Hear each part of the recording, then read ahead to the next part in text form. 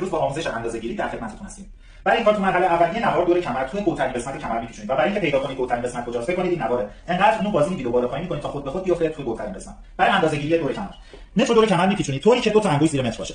برای ما شده این اندازه 74.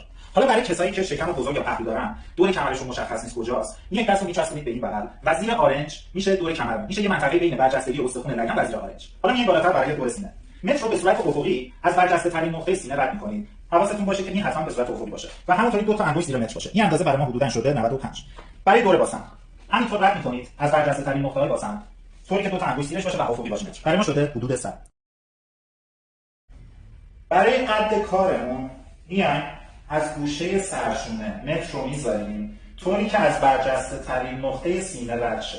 به این صورت می‌ذاریم اینجا و از اینجا ادامه میدیم تا جایی که می‌خوایم کارمون ادامه داشته